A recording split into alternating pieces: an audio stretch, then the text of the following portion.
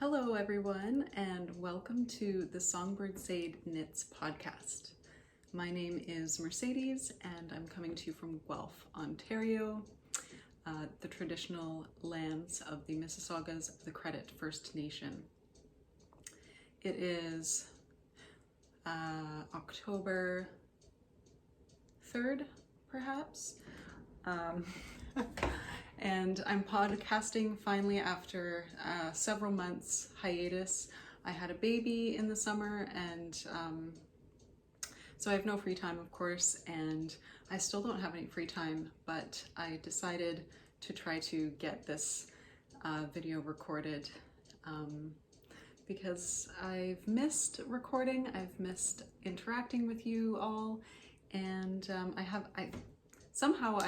I've made some things.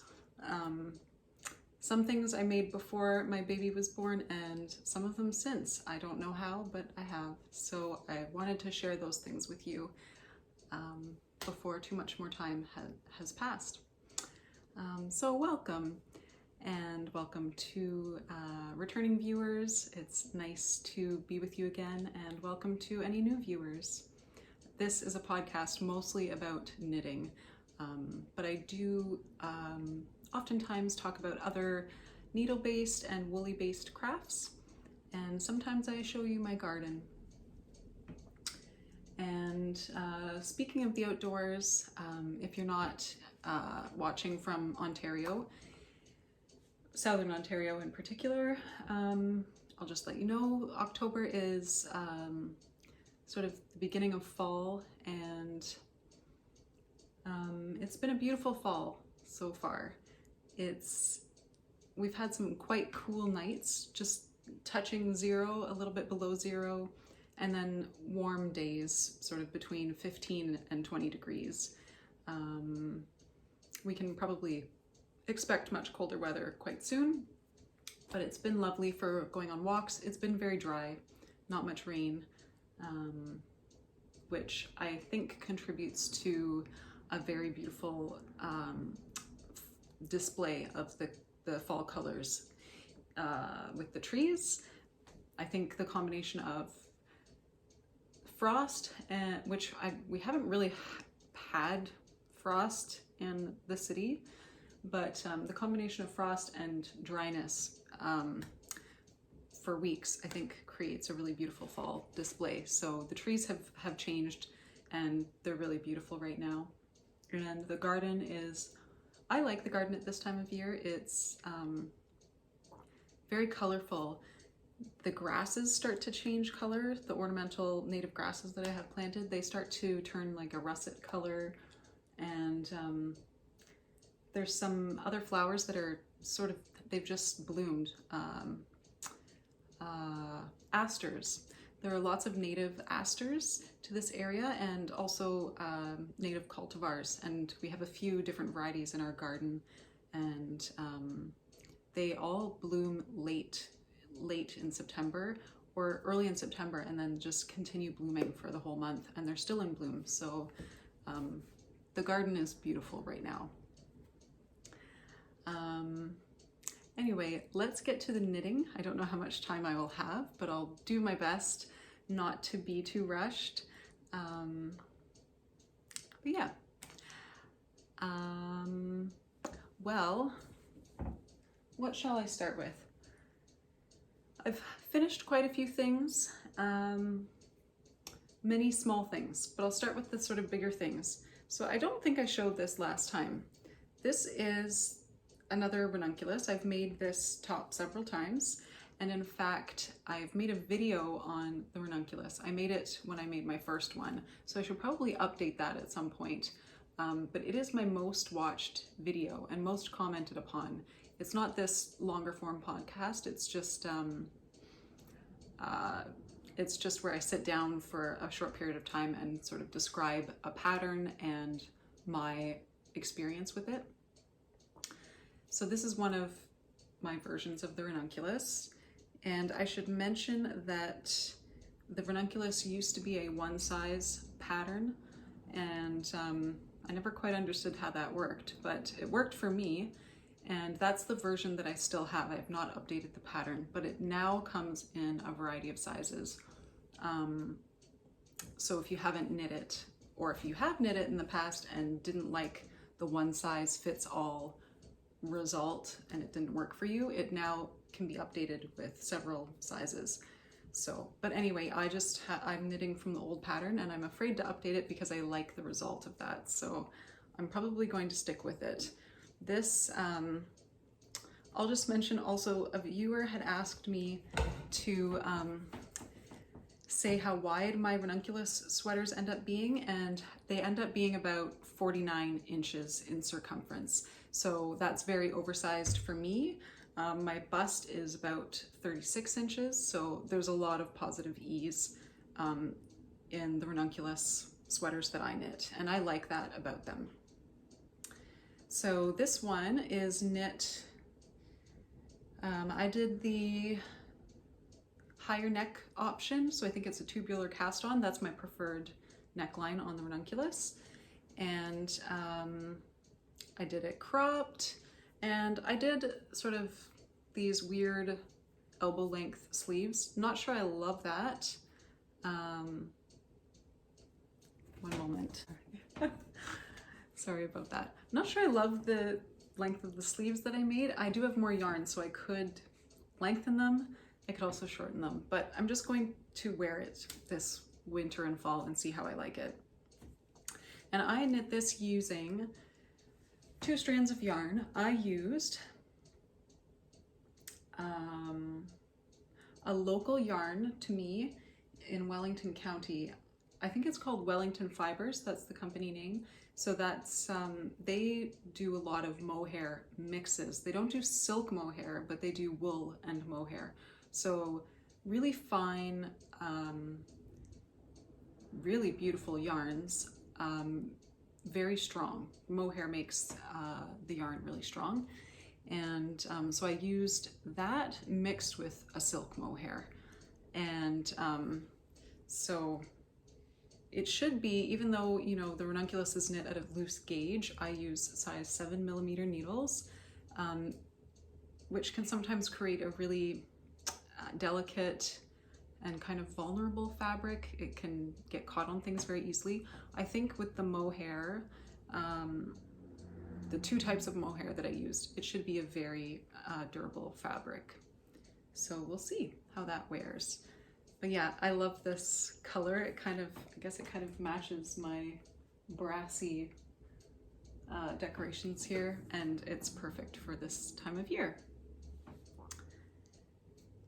There we go. One finished object. This is such a fast knit. It's very easy to start and finish a Ranunculus, even with a baby. Another finished object that I have, which I don't think I ever showed you this on this channel. I just started it and finished it. And but this next finished object I have shown in a previous episode, and I put it on hold for a long time because I kind of was just not enthusiastic about it. I thought that it might be unflattering, but I'm happy to say that once I finished it, I find it very flattering now to wear. So this is the Weekender sweater by Andrea Mowry.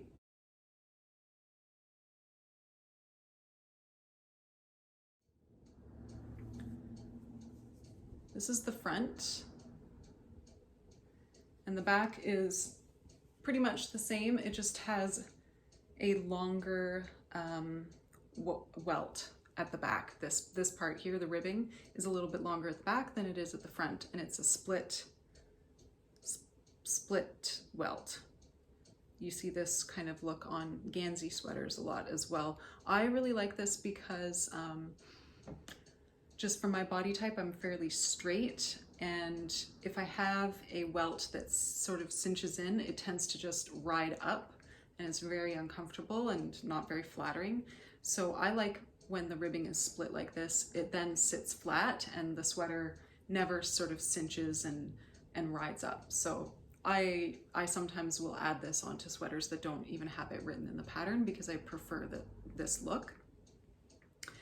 And yeah, so pretty much identical front and back, except for the welt. There are no short rows at the back as far as I recall.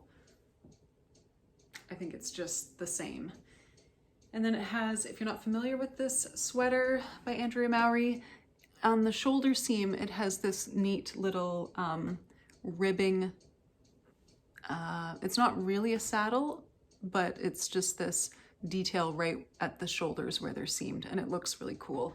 This sweater is very simple, but it has some small details that are nice. It also has, as you can see, this is reverse stockinette, and then it has this line of knit stitches running right in the middle on the front and the back.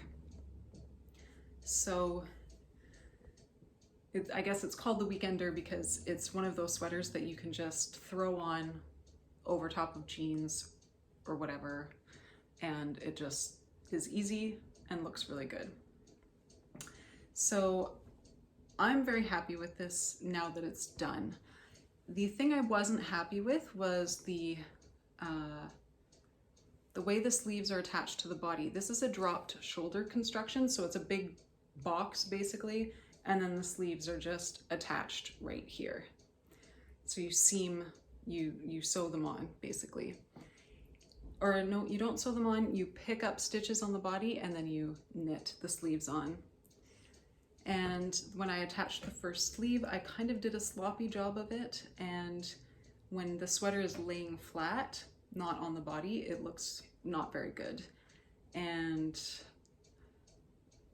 I only sort of realized this after the whole sleeve had been knit, so I was pretty upset. This is fingering weight yarn. I didn't want to unknit it knowing that, you know, I wouldn't have much time coming up.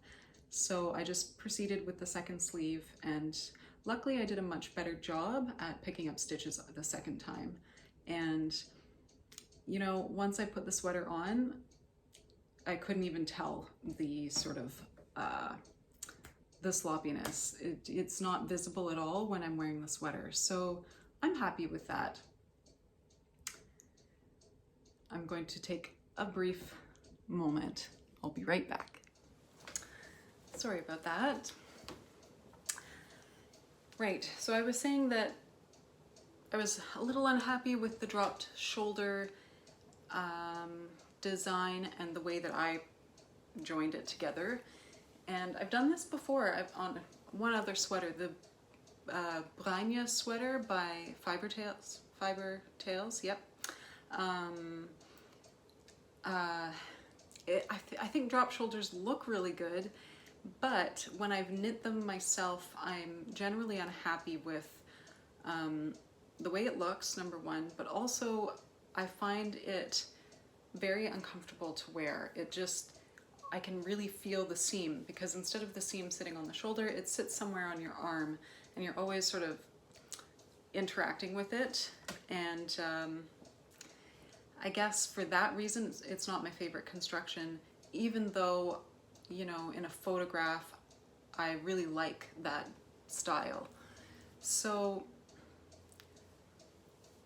with this, luckily, I found with wear, the shoulder seam doesn't bother me. Even with the Brigg sweater, it doesn't bother me. It's just not my most comfortable sweater for that reason. So I don't know. I will still try other dropped shoulders, but perhaps I'll just be mindful of what kind of yarn I'm using. You know, a thinner yarn like this. Speaking of which, this is an alpaca, and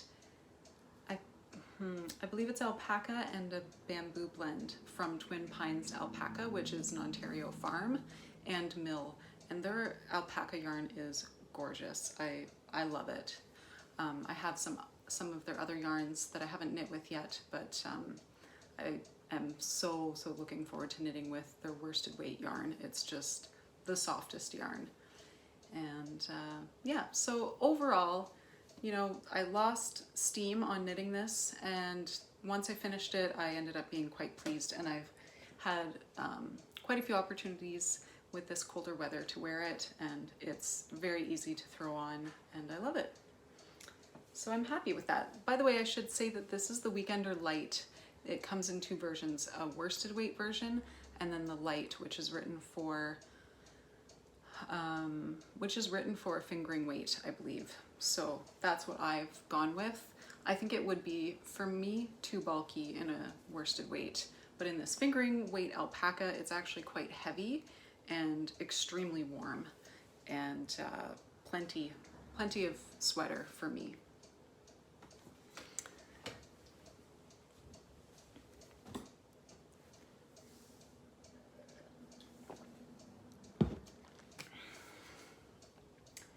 Next,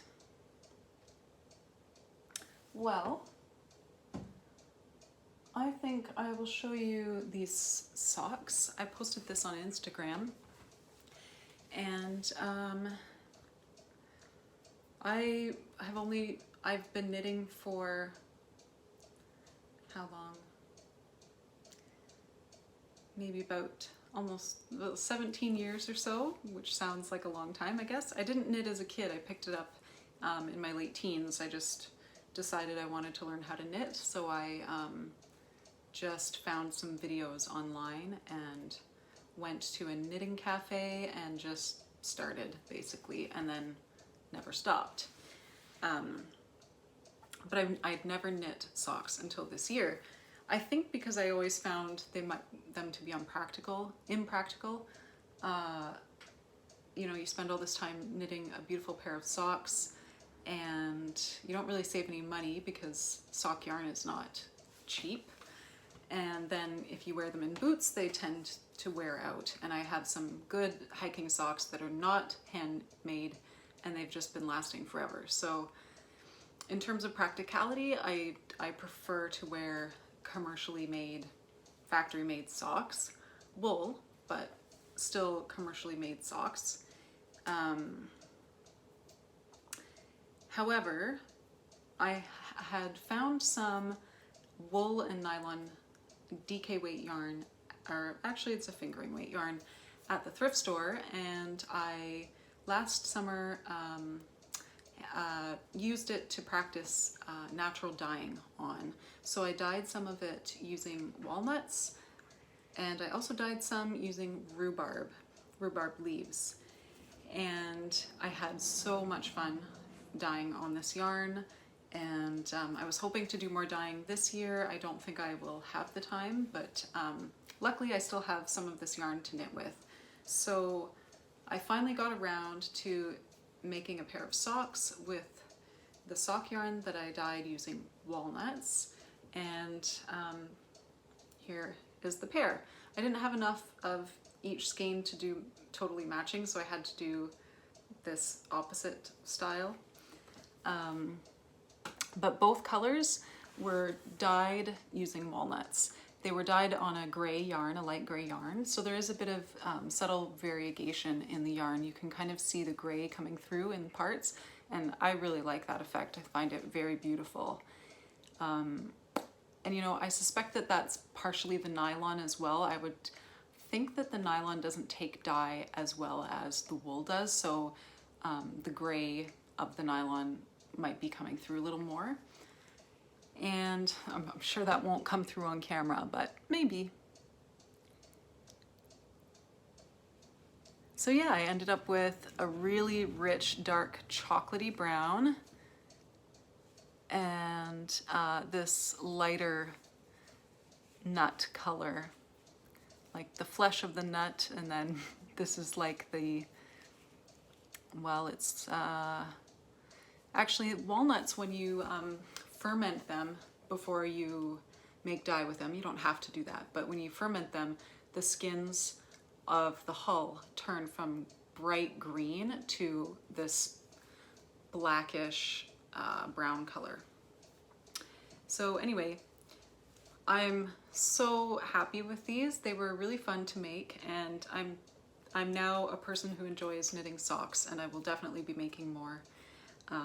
It's a nice quick project, and you know, I love being at home and being cozy at home, and especially with a baby and with the winter coming and our lovely stove where we can have fires. I will be at home a lot in the winter, and just the idea of putting on handmade socks is a lovely idea. And I do have one pair of handmade socks that were gifted to me by my sister a long time ago, and I really cherish them and I love wearing them. They're not fancy by any means, but I kind of think of them as my fancy socks when I'm going to a house, you know, for Christmas or a party or something. I like to wear my fancy socks. So I kind of think of these, which are definitely not fancy, kind of like that. I won't wear them hiking or anything like that, but I will wear them around the house, and I will wear them if I'm going to someone else's house and want to impress them with my feet. Yeah, so this pattern, I've used the Briggs and Little fine sock pattern. You can get this little pamphlet for about $2 Canadian. I think that's what this one cost me. It probably has gone up with inflation since then. But it's a great pattern, and they make one for worsted weight as well. And I mean, it's $2 for a sock pattern, and it has, I think, 4 sizes. So 2 kid sizes and 2 adult sizes. I made the adult medium size, and I loved knitting from it. Oops, I have a leaf peeking out here. Sometimes I just stash flowers and leaves and things in random books as a surprise for later. This is, I found this when we were hiking on the Bruce Peninsula, which I think is now called the Saugeen Peninsula, for the watershed and also the tribe that lives there. I've never seen this fern before. It's called a royal fern, and I don't know the species name, but there are lots of types of royal ferns, and this one, I hope and I think, is the native variety in Ontario, but you can unfortunately find non-native varieties in Ontario. But it was the first time I've ever seen this fern. It was quite striking and doesn't look like many of our other ferns here. So, you know, the leaves were changing, the plant was dying for the winter,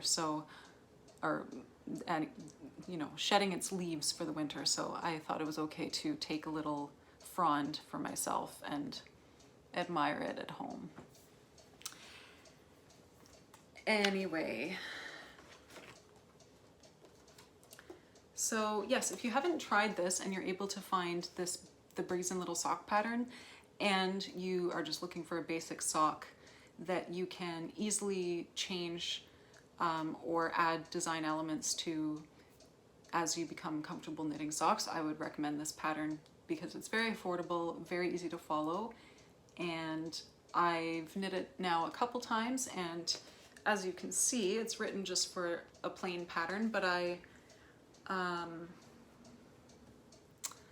what did I do? Well, I changed the overall stitch pattern. The pattern's written in 3x1 rib rather, and I did just the ribbing on top, and then I did a horizontal braid, and then I did all stockinette, but I wanted to use both colors, so I striped, and that was the first time I've learned how to do jogless stripes in the round. Like, I've been knitting for a long time and have never done that before.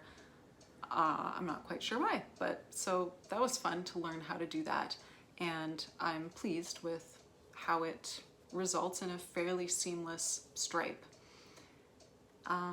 Anything else I can say about that? Oh, just a tip. I also recently learned this. I've done horizontal braids before. I'll show you on this sock. But I saw in someone else's podcast, I think it might have been,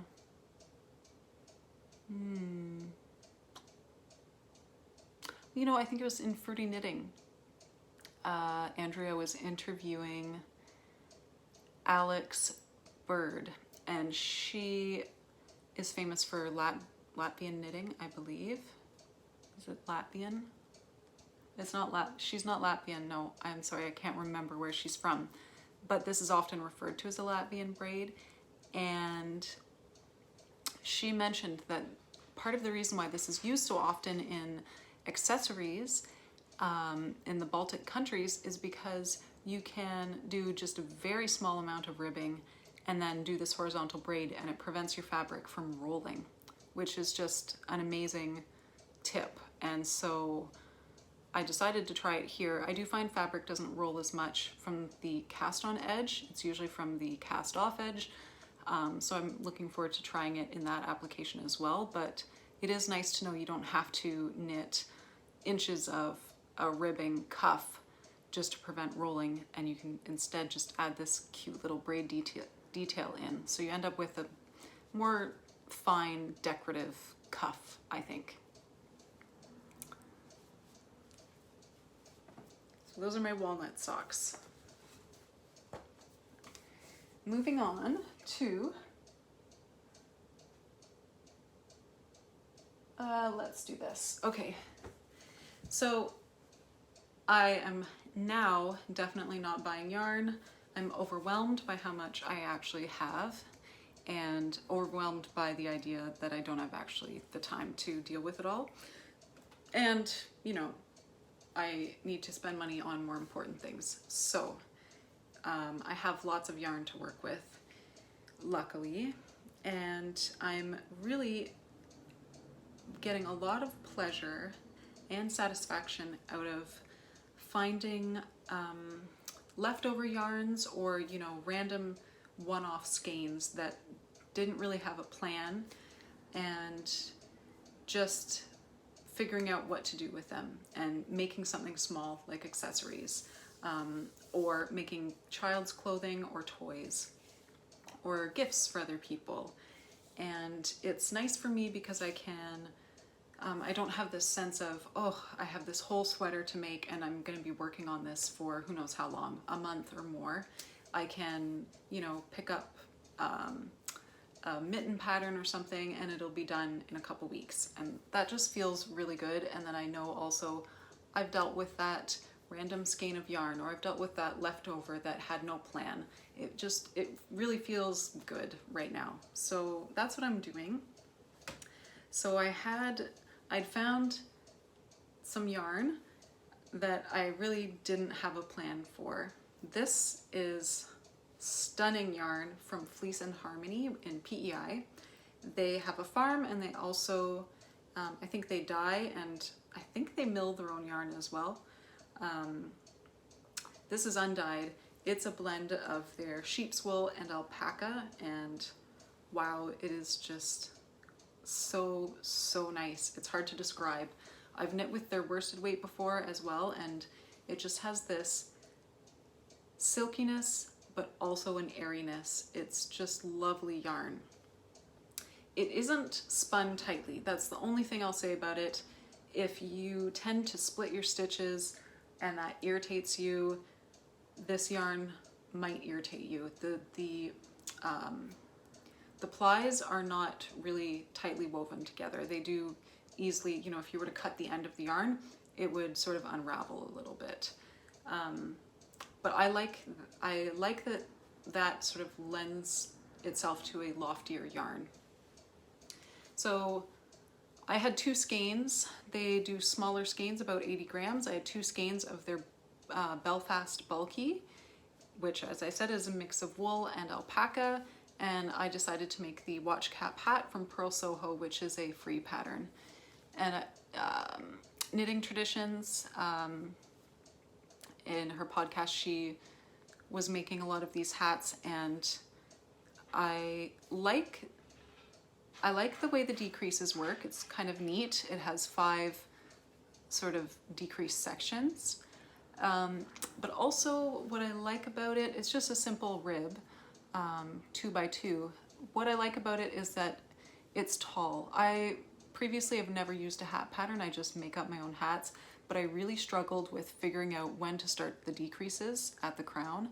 So I would end up with hats that were just on the edge of being too sort of short this way. They would sit just at the top of my ears, and there was not really much flexibility with them. So it was nice to use this pattern to see just how long I actually have to make a hat in order for it to be generous enough to sit properly on my head and cover my ears. I can try to put this on for you.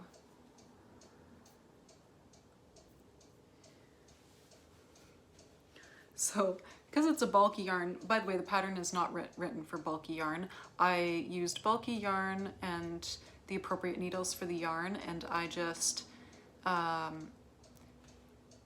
I sort of created my own size, a couple sizes smaller than the smallest in the pattern. But the pattern, I think it has, each size is sort of an increment of 20 stitches more than the smaller size. So I just went 20 or 40 stitches below the smallest size to get an appropriate size using this bulky yarn. So I call this my puffball hat because it looks like a puffball mushroom, and it's squishy and warm, and I really like it. I think that this was a good use of that yarn, because what was I going to do with two 80-gram skeins of bulky yarn? It was almost just destined to be a hat, right? And I have almost nothing left of it. So once I knit that, I thought, why don't I knit another one? I found some leftover of this Gilliat from Rerum Natura, which is a merino yarn. I used this on my Isabel Kramer sweater. I can't remember the name of it. I do show it in one of my earlier podcasts though. And so I knit the child's version. This is worsted weight, so again I had to create my own size for this using the same method as before, and it worked out well. I ended up with sort of the child's size, but using a different gauge. And merino wool is generally not scratchy, so I think this will be a good hat for my son when he's old enough to wear this size. Yeah, so there's the two hats, the watch cap hats. And then they also, Purl Soho often does this with their patterns. They will have a hat and then matching gloves or something, so they have matching mitts. So I made the watch cap mitts as well, using yarn that was always destined to be mittens, but not this pattern. I used a blend of the red worsted weight from Brigg & Little, so I think they call that their heritage. No, they call that the Regal. And I mixed that with a sort of raspberry wine colored silk mohair, and the combination is really nice. Brigg & Little is a very rustic yarn, a lovely Canadian woolen spun, just sheepy yarn. It's not itchy in my opinion at all. I don't know how that is, but it's not itchy. It's just one of my absolute favorite yarns, and it's not expensive either. And so it's kind of this interesting combination of very rustic yarn with a, you know, luxurious silk mohair, but it yields this incredibly squishy and soft fabric. It's really nice. So I'm not really a red person. It's not my color really at all. It doesn't make me feel happy. However, red mittens are just something that seem happy and kind of fun in the wintertime, and I just really wanted a pair of red mittens. And there's something sort of old-fashioned about red mittens that I like. So, and these are a raspberry red, like a winey raspberry red, which is more my color. I guess it's like a warmer red, perhaps. And yeah, so I'm really happy with that. What can I say? I would say the way, this is a free pattern so I can talk about it and you can find all the details online. I like the way the thumb gusset works. I think this looks really neat, how these, how the ribbing sort of ends at the gusset, and then there's a ribbing that continues all the way on the thumb. That looks really cool. And another technique that I again, with fingerless gloves and mittens, I almost always just make up my own pattern and I sort of have a go-to recipe that I use. But one thing I learned by following this pattern, well, first of all, it has a skinnier thumb. My thumbs are usually really wide. So that's a nice thing for a mitten, I think, to have a form-fitting thumb. Another thing I learned is that unlike in a sweater yoke where you would pick up stitches on the underarm for the body and connect that to the sleeve, that's how I do my thumb gussets. I actually pick up stitches from the hand and integrate that into the thumb. This one didn't do that. It just left a hole there and then said to use the tail of the yarn when you attach to knit the thumb, to use that to sew the hole up. And so I've since tried that method on my own recipe for fingerless gloves, and I quite like that. I think that it solves the problem of, for me, ending up with a really wide thumb gusset. So yeah, it just gives me an extra buffer, because I just know I'm not going to have to pick up, you know, 4 stitches from the hand later and end up with a huge thumb. So yeah, I liked that, and I'm really happy with these supremely warm and squishy mittens. Okay, I apologize if I'm going really fast here. I'm very aware of the time, so I'm sorry about that. I hope you can always pause and come back when you're ready, or, you know, take a break, get yourself a tea or something, and just relax and watch at your own pace. And yeah, I apologize. Hopefully it's not too hurried, and hopefully it's still relaxing to watch. The final finished object that I will show you today is a pair of fingerless gloves. So this is my own sort of recipe that I use. It just kind of changes because I never write it down, so I'm always looking at my gloves that I've made before and trying to figure out what I've done, particularly with the thumb gusset. And it always ends up slightly different. But I did kind of write down this one this time, so hopefully I plan to make a few others using leftover Elefos Lopi yarn from sweaters and to give them as gifts at Christmas. So hopefully I can understand the notes I took for these and just replicate it, so I'm not spending time figuring it out again. So I make a lot of fingerless gloves using Elefos Lopi because for some reason I always have skeins left over after each sweater, and they just hang around. I try to use them in future sweaters, and then somehow I still end up with more skeins left over from that sweater. So I don't mind, because honestly the Elefos Lopi makes fantastic fingerless gloves. I don't find it itchy. Some people might. The long hair can be quite itchy. I don't find it itchy. I find it makes a dense and yet light and airy fabric and super warm. So it's my go-to for fingerless gloves. So I'll just put these on. This is the indigo, dark indigo colorway. So what I do for my gloves is I basically, this is all straight. There are no increases up here, and this is the same width as here, basically same number of stitches. And it just, I don't know, I find it doesn't need to increase up here as long as your thumb gusset starts at the right point. So yeah, so what I like to do, I like to add a panel of cables.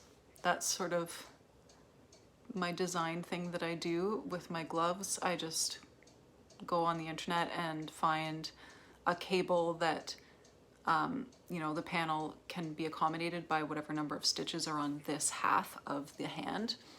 And I just do that cable, and yeah. And then I do the thumb gusset. I do right and left leaning increases. on either side of a couple stitches, and then I basically put those on hold, knit the rest, and then pick up the stitches and knit the thumb with no decreases, and then I just add, in this case, a 1x1 rib.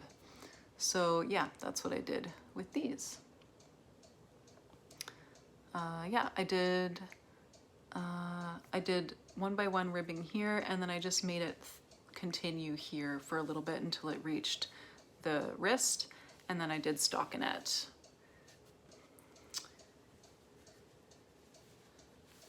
So that's my pair. These are going to be gifted to somebody, and yeah, can't wait to make another pair. I really like making these. I find just the picking, you know, starting to knit and then kind of figuring out maybe what I'm doing as I go along is fun. I usually know what cable I'm going to use, but I don't know what it's going to look like because I don't do a test or anything. I just kind of go with it and figure out as I'm knitting where I'm going to put the other elements of the glove. So for this one, I could tell that once I started knitting this part, that this would end up hitting sort of the middle of the hand. I wasn't sure where that would go. I thought maybe I wouldn't end up knitting this top part, but it just worked out perfectly to have this sort of reflected top and bottom, and then this in the middle of the hand. And yes, as I mentioned with this, I instead didn't do my old technique of picking up stitches for the thumb gusset from the glove or from the hand part. I used the technique that I learned with the watch cap mitts, where I just used the tail end to sew up that hole after I was done knitting the thumb. Okay, that is all, I believe, for finished objects. I have quite a few works in progress, big things, things that have been around forever, and lots of small things. I'm just going to show you what I think is perhaps most interesting for now. So, well, let's start with not this. I've shared this in the podcast before, and I want to show you what progress I've made.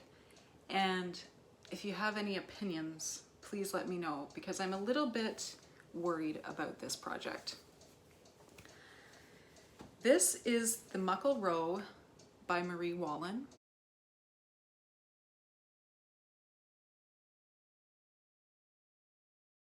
And it's a very simple project. Beautiful Fair Isle color work in one color. And then this motif is repeated on the sort of cuffs of the sleeves, but then the rest of the sweater is just, it's a yoked sweater, all done in stockinette in one color. So I've knit the body to the armholes, basically. I don't exactly know where it's going to hit. The pattern is honestly a little bit confusing. The body is much shorter than what I've knit it, and it seemed oddly short, like as if this was going to start up here and it was going to be cropped. So I just kept knitting because I figured if it's a little bit long, that's not going to be an issue. If it's too short, that's just going to be a real pain. So I knit it a bit longer, hopefully long enough. And now all I have to do is knit the sleeves and then yoke them together and continue knitting. The thing that I'm quite concerned about is the width of this sweater. So this is the smallest size, and I'm a tight knitter, so I usually don't fret about things being too big. I usually fret about them being too small, and I usually knit a larger size. And I had originally started this sweater in the medium size, or the second size up, and could tell it was just going to be huge. So I knit the smallest size, going against what I typically do. However, this is still very wide on me, like wider than, I think wider than what I'm wearing. It is in fact, I think, wider than this ranunculus. This is not supposed to be a huge oversized sweater. It is supposed to be oversized, but it's not supposed to be like drapey like this. So I don't really understand what's going on with this pattern. It's also a weird pattern. It's very much biased towards larger sizes. The small is still an oversized fit on me. So, you know, there's not much room there if you wanted to have a smaller form-fitting size. There's just nowhere to go in the pattern. You'd have to make it up. So, and yeah, anyway, I really don't know what's gone wrong here. Obviously it looks like it gets bigger after the color work, but I did change needle sizes as the pattern recommended. So I guess it just shows that my tension changed greatly from the color work to here, but I don't know what to do. I think it's going to be so big that it will look bad once I put the sleeves on.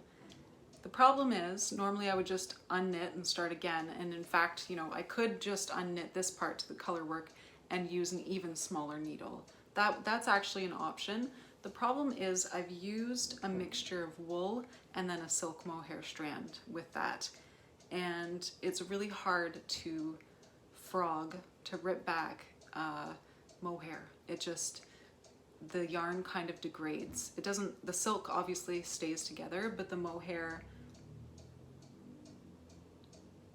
someone just drove by and spat into our garden. That was very strange, very rude. I don't know why anyone would do that.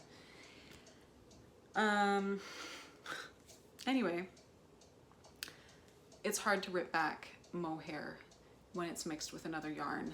You just kind of lose a lot of the mohair, and it's very sticky, and I'm worried that it would really impair the quality of the yarn and the overall garment. So I just don't know what to do. I don't want to knit the sleeves and then find out, as I suspect, that it's just way, way, way too big. But as I say, I'm worried about ripping it back. And also this is in fingering weight, so this was a lot of knitting. There's like 300 plus stitches on here, and it took me a long time to just continue this stockinette. So I don't know. But as you can see, this is just the body, and it already goes past, like, wider than my shoulders. So once I add sleeves on, it's going to be big. So anyway, I'm open to suggestions, because I would like to finish this. It's going to be so beautiful. This color work is just really lovely, really, really lovely. And the combination of the wool and the mohair is going to be so cozy in the winter time. So I really want to finish this. Just the idea of ripping back is beyond what I can contemplate right now. Okay, and then another work in progress that I'd like to show you. This is a new cast on. I was looking through my trunk of wool, and I found a yarn that I really, really wanted to use. It's been sitting around for a couple years, and I just thought I really want to get to this yarn.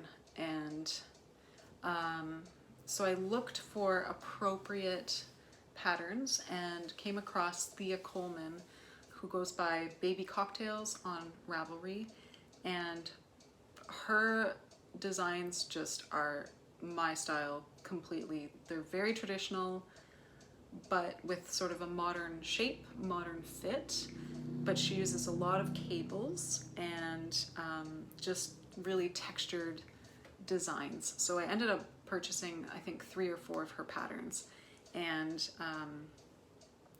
I picked one that suited this yarn, I thought, and I did have to change the gauge a little bit because this yarn is a heavy worsted. The pattern calls for just a regular worsted, so I changed the gauge a bit and used a bigger needle. And so I've got the sleeves done. This is for the sweater called Claret.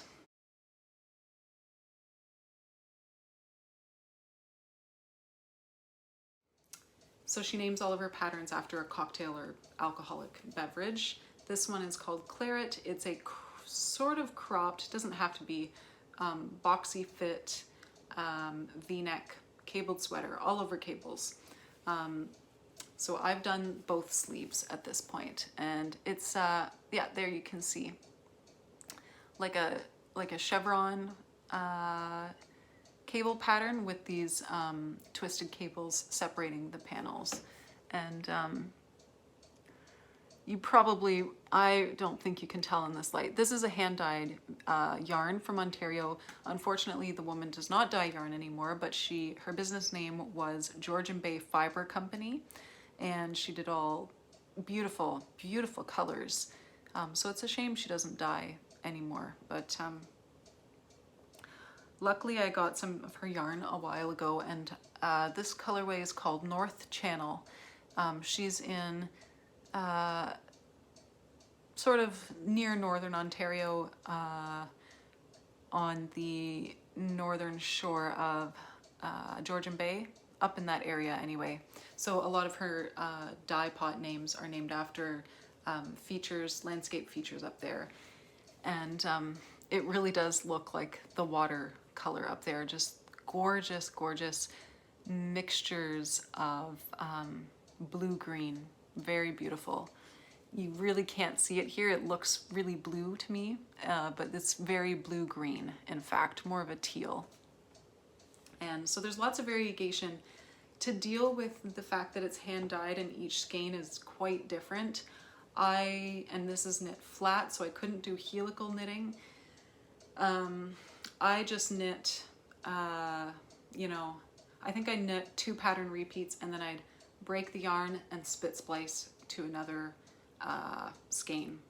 And that's how I did both sleeves, and that's how I will do the body as well. So it ends up looking like almost thick stripes, which, I mean, I don't really know how to deal with that. If you know how to deal with that, you know, color variegation in flat knitting, let me know. I really haven't used hand-dyed yarn before, so, or I haven't used multiple skeins of hand-dyed yarn before, so I've never really had to deal with it.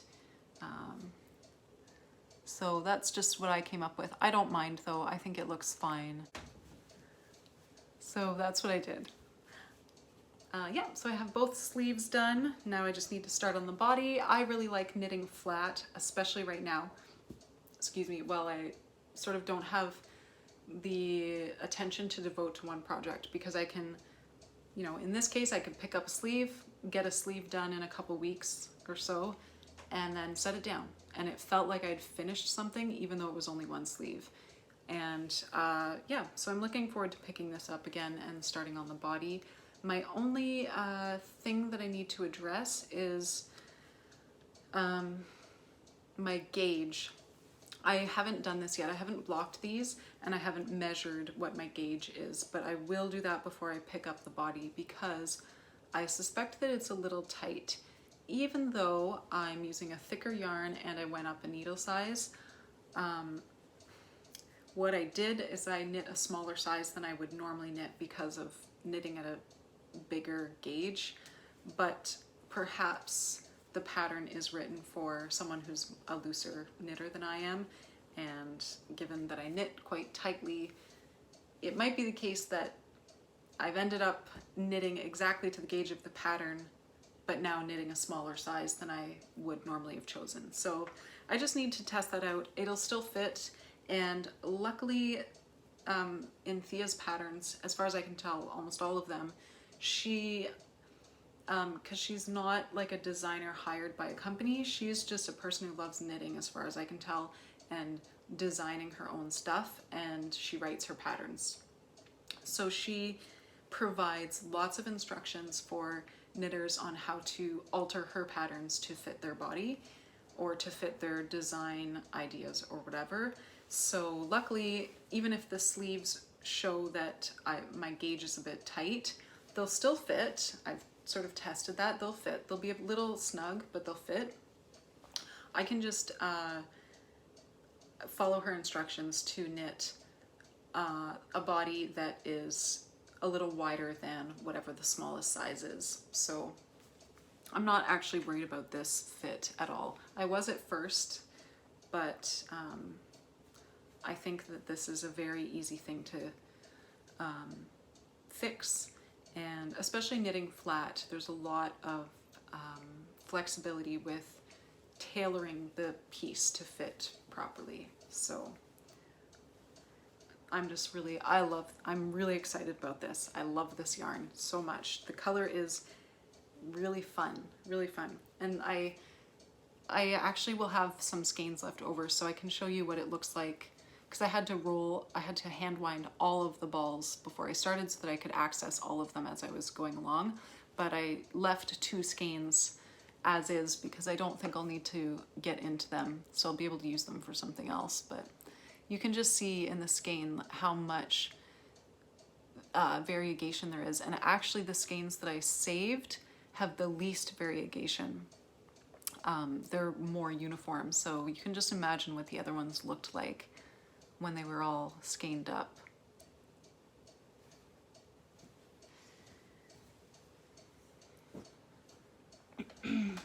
So that's all. I do want to talk to you about one book that I bought. Books in general, I guess. I don't often do like an acquisitions portion of the podcast.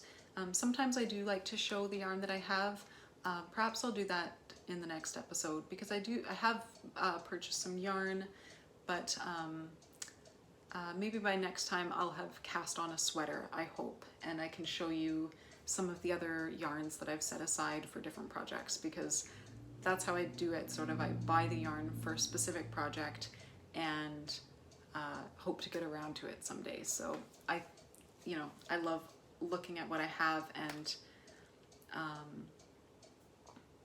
picking which sweater I'm going to make next, or which garment or whatever I'm going to make next. So I can share some of that with you next time.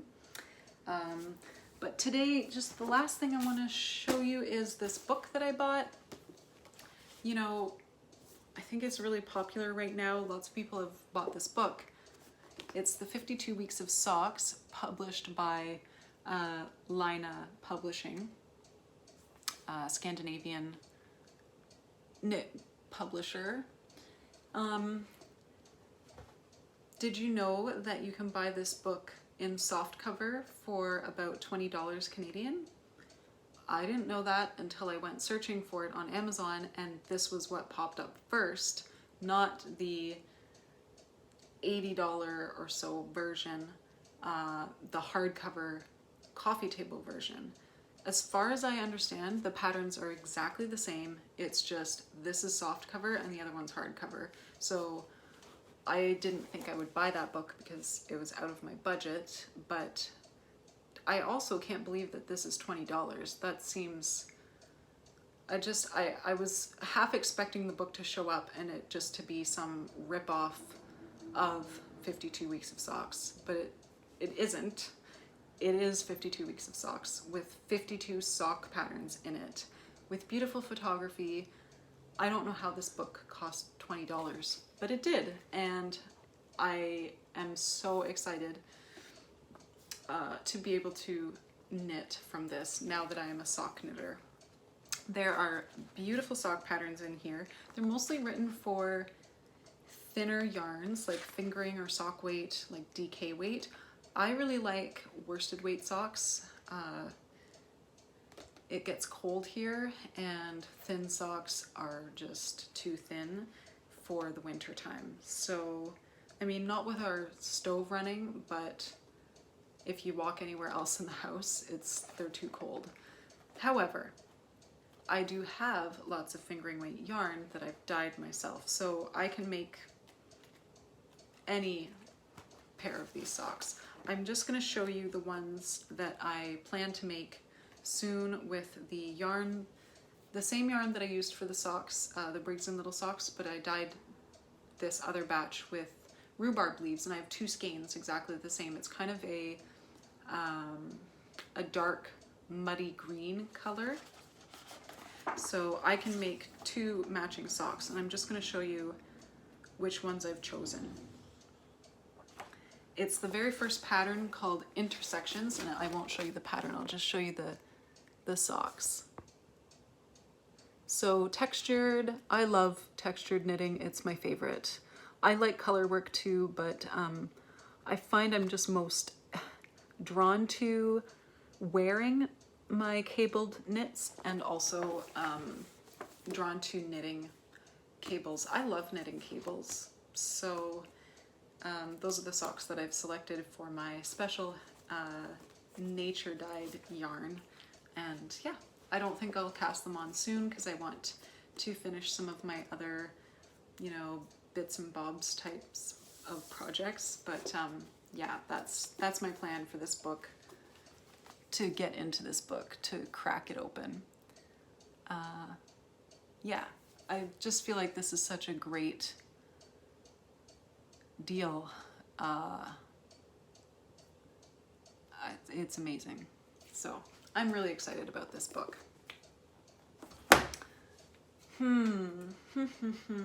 What else? I actually meant to show one work in progress. This is, I just have to go get it.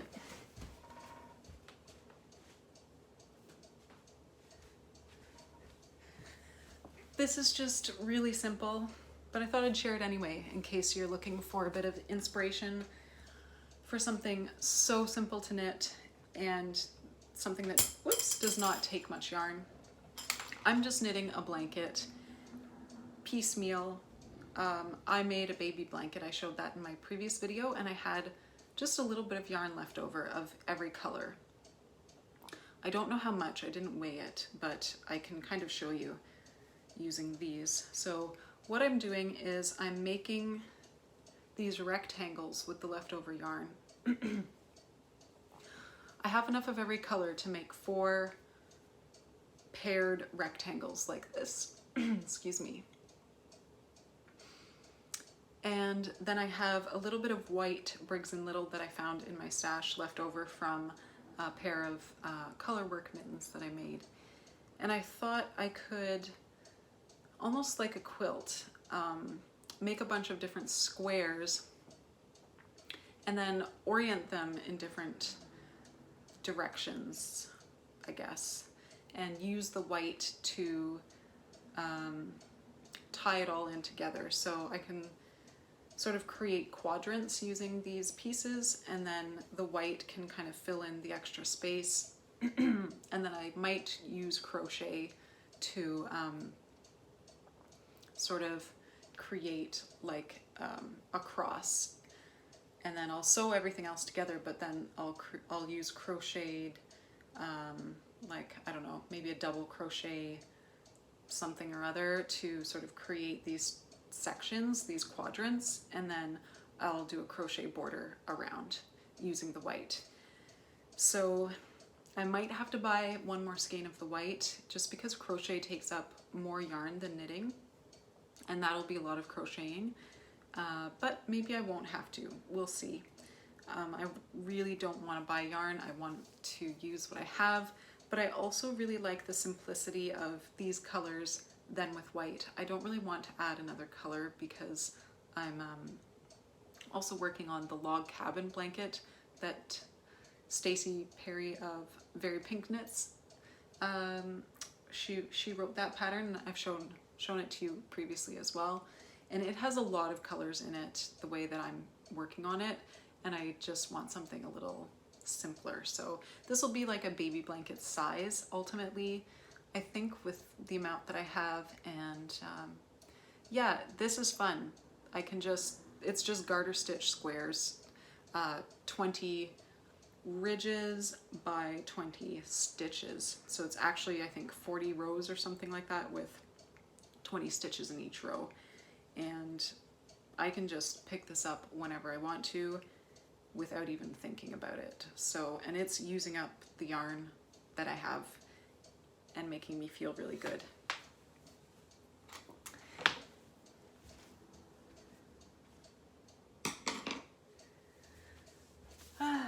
So that is that. on the topic of books, I just wanted to share with you all that if you're not watching from Canada, maybe you don't know this, but we had, we just celebrated, or not celebrated, we just recognized our second annual Day for Truth and Reconciliation, September 30th. And it's a national holiday. It's not a holiday in all of the provinces, but it is a national holiday for people to take the time to reflect on the past genocide committed by the Canadian government, and also the church against the Indigenous people of this land, and also just all the problematic history and ongoing issues. It's a day to reflect on that and to take action and to educate ourselves about those issues. And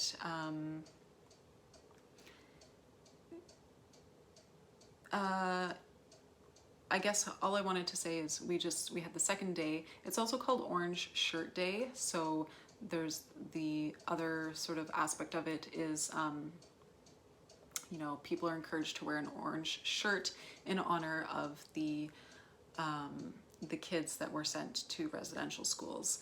And there's a whole story about the orange shirt and how that became the symbol for partially truth and reconciliation, but also just the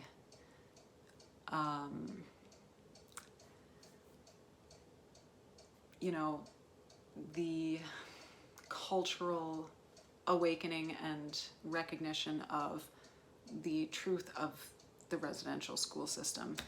And you can read about that if you want. I will put a link below. But I just wanted to mention that was just a couple days ago. And, you know, there are so many different things that you can do to honor the day and to engage with the issues. And I think a very, very, very small thing that can be done is wear an orange shirt. Make sure you buy it from an Indigenous maker, and I can put a link to one below if you're interested, actually. And that's where I got my shirt from, a place called Niche Tees in Peterborough, Ontario.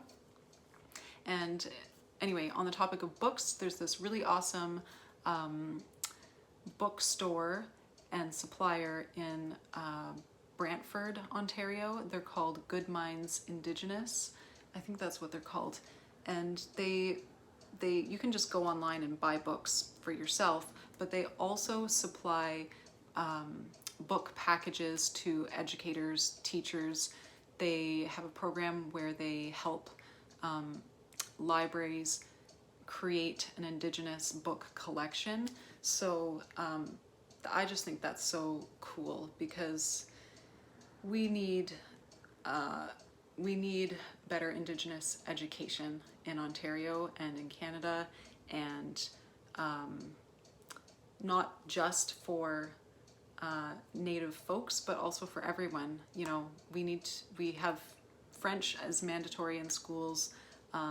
Otherwise, it's not easy for the average person to encounter any of these languages that are trying to be saved and trying to be used.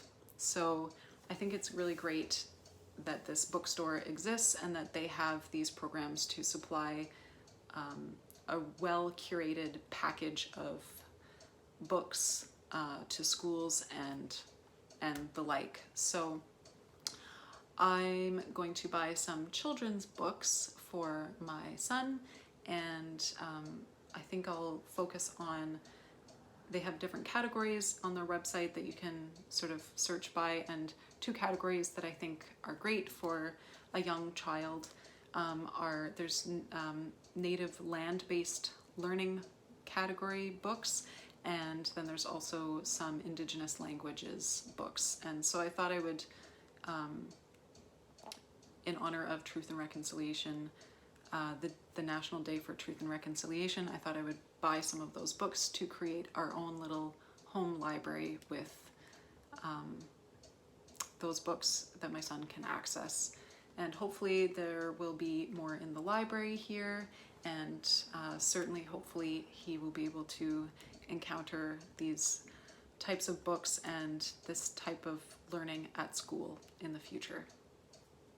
So I'll link to that website below if you're interested in those books. And that is all, I think. Yep, that's everything. That was a lot.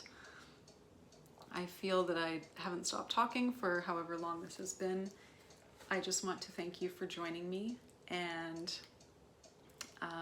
thanks for watching, thanks for checking in, and thank you for your comments as well. And I look forward to hearing from you. And particularly if you have any assistance that you can offer me with some of my knitting problems that I've mentioned. Yeah, otherwise I really hope that you all are doing very well, that you are enjoying the equinox that has passed and moving into this new part of the year. And yeah, stay well and enjoy your crafting. Take care. Bye.